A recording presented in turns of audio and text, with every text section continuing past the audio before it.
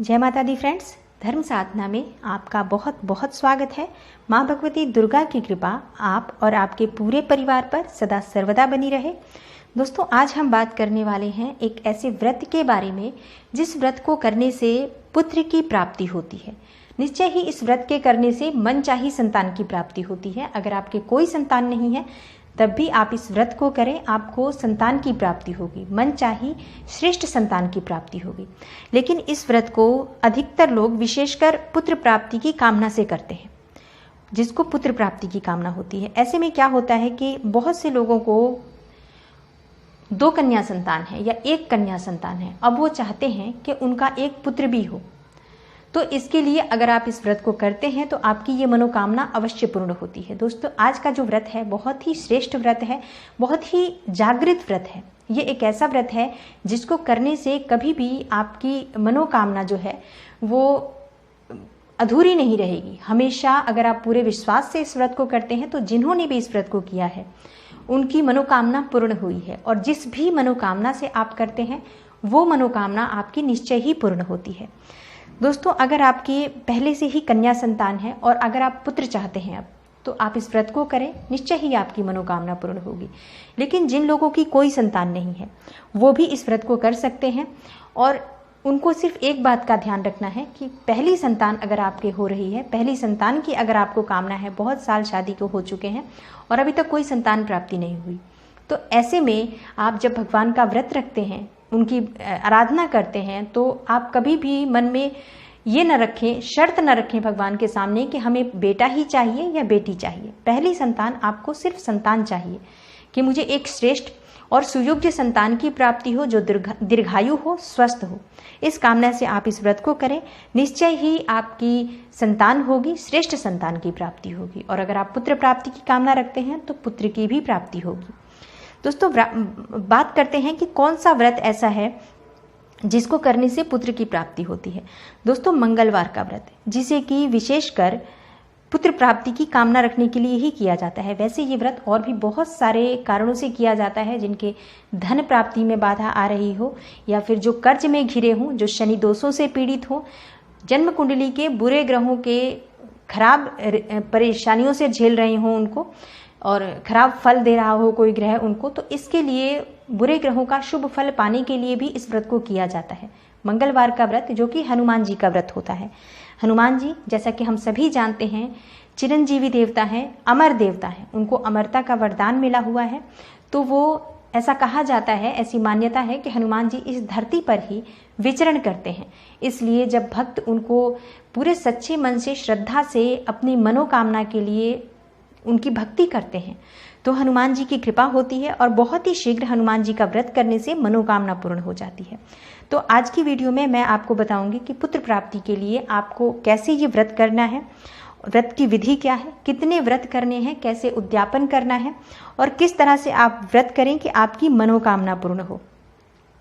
दोस्तों, कितने व्रत करने चाहिए ये भी जानना बहुत ज़रूरी है। मंगलवार का व्रत क्या है, तो ये सभी बातें आज आपकी इस वीडियो में मैं शेयर करने वाली हूँ आपसे, इसलिए वीडियो को पूरा देखें। और अगर आपको वीडियो अच्छी लगे तो वीडियो को लाइक ज़रूर कर दें, शेयर कर दें अपने फैमिली और फ्रेंड्स के साथ।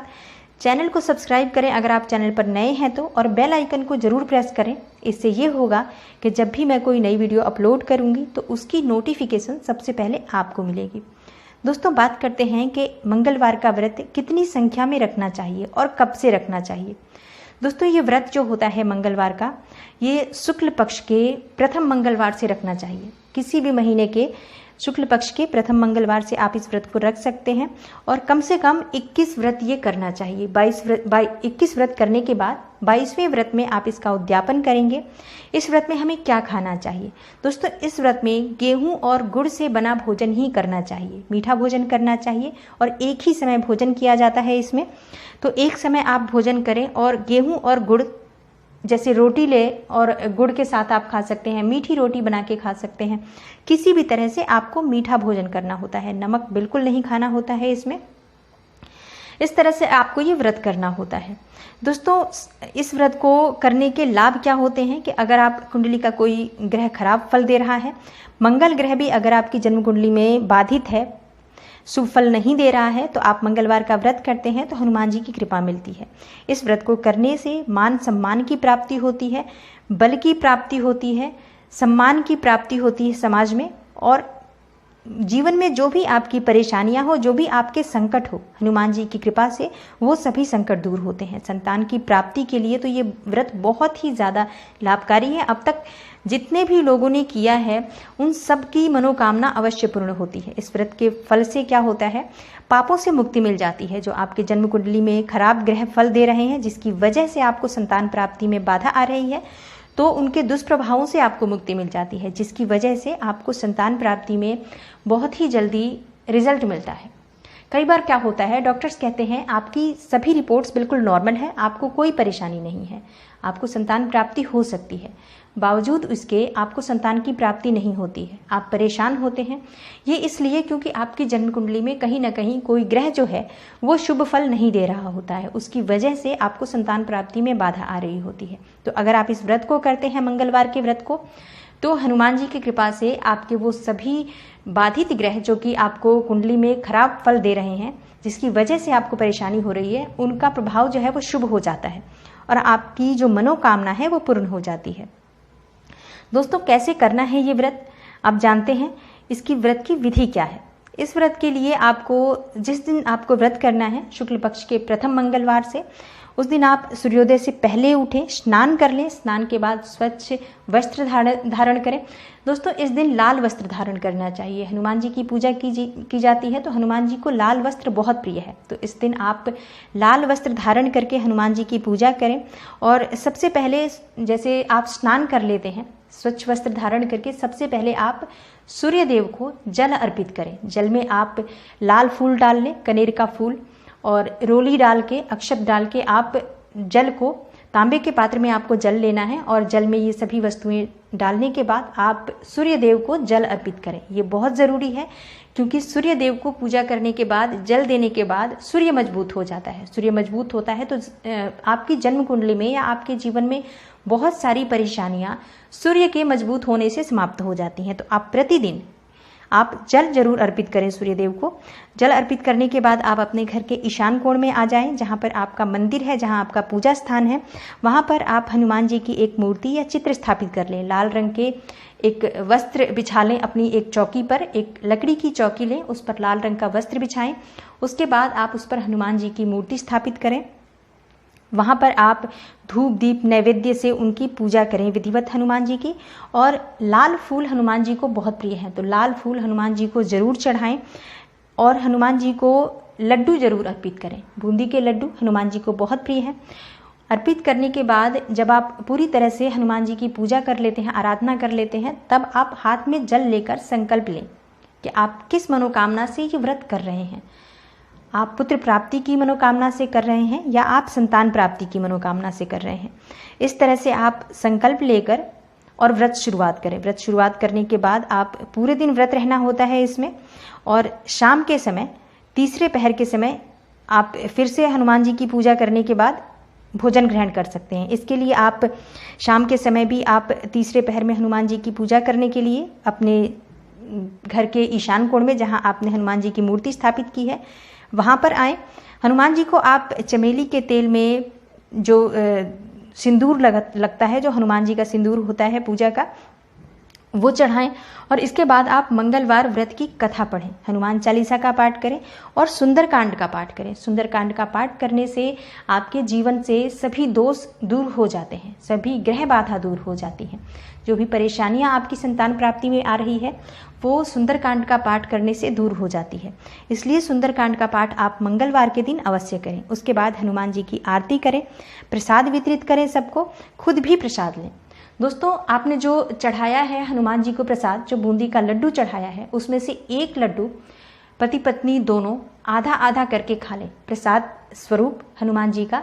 जब आप भोजन ग्रहण करें तभी आपको ये प्रसाद लेना है। एक ही बार भोजन किया जाता है, एक ही समय में, तो आप एक लड्डू में से ही पति पत्नी दोनों लें। पूजा भी पति पत्नी दोनों एक साथ करें तो अति उत्तम, क्योंकि दोनों का एक साथ करने से फल शीघ्र मिलता है। अगर हम पति पत्नी दोनों मिलकर पूजा करते हैं संतान प्राप्ति के लिए तो हनुमान जी की कृपा शीघ्र प्राप्त होती है। लेकिन अगर किसी कारणवश दोनों नहीं कर सकते हैं तो एक व्यक्ति भी, जैसे पति या पत्नी में से जो भी कर सकता है, वो मंगलवार का व्रत रखे और इस तरह से आप पूजा करने के बाद शाम के समय आप भगवान की आरती करके, हनुमान जी की आरती करने के बाद आप भोजन ग्रहण करें। दोस्तों, इस दिन आपको सावधानियां ये रखनी है कि आपको ब्रह्मचर्य का पालन करना है। आचार विचार अपने शुद्ध रखें, किसी के भी बारे में ना बुरा बोलें, ना बुरा सोचें। पूरे दिन हनुमान जी की प्रार्थना मन ही मन करते रहें और जो भी आपकी मनोकामना है, जिसके लिए आपने व्रत किया है, उसके लिए आप उनकी प्रार्थना करें। दिन भर आपके मन में हनुमान जी का स्मरण होना चाहिए, आपका ध्यान जो है वो हनुमान जी के चरणों में होना चाहिए।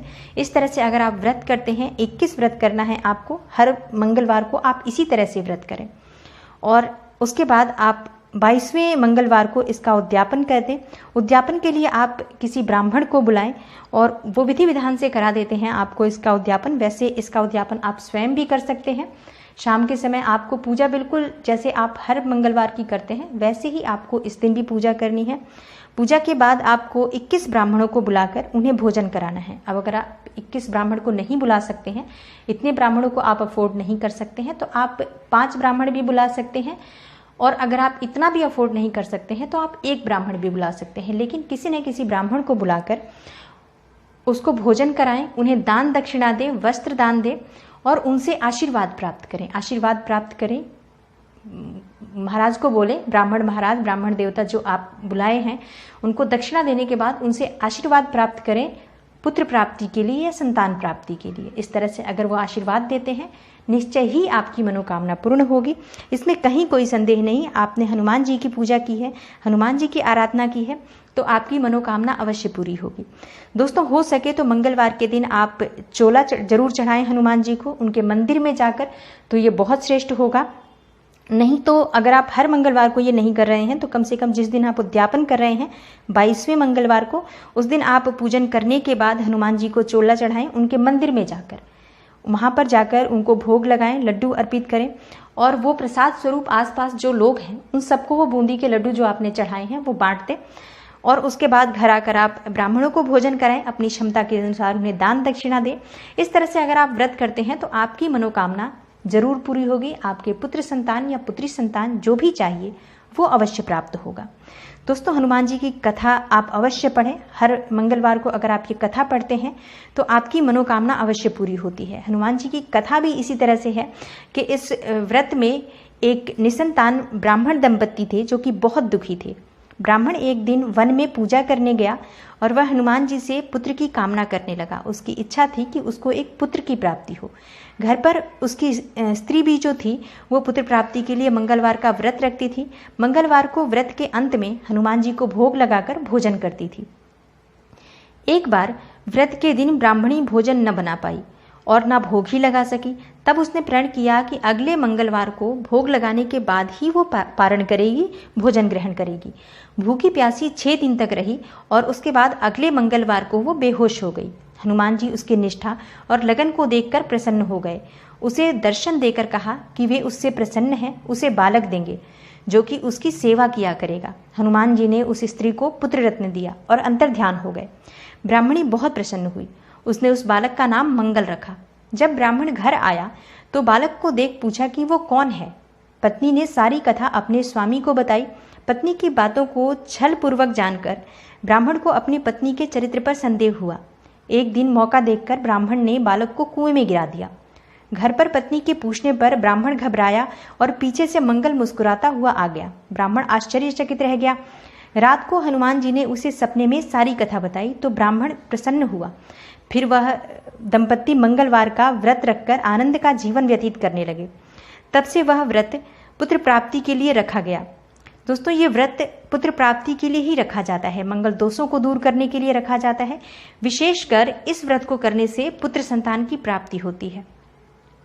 उम्मीद करती हूँ आज की आपको ये वीडियो अवश्य अच्छी लगी होगी और इस वीडियो से आपको लाभ अवश्य प्राप्त होगा। अगर आप इस विधि विधान से हनुमान जी की पूजा आराधना करते हैं और अगर आप सच्चे मन से व्रत रखते हैं तो निश्चय ही आपकी मनोकामना पूर्ण होगी। इसमें कहीं कोई संशय नहीं है। दोस्तों उम्मीद करती हूँ आज की वीडियो आपको ज़रूर अच्छी लगी होगी। वीडियो अच्छी लगी हो तो लाइक कर दें, शेयर कर दें अपने फैमिली और फ्रेंड्स के साथ। उन लोगों के साथ शेयर करें इसे जिसको इस वीडियो की आवश्यकता है, जो संतान प्राप्ति की कामना रखते हैं या जो पुत्र प्राप्ति की कामना रखते हैं, उन्हें ये वीडियो अवश्य शेयर करें। मैं मिलती हूँ आपसे अगली वीडियो में किसी नई और महत्वपूर्ण जानकारी के साथ। तब तक के लिए नमस्कार।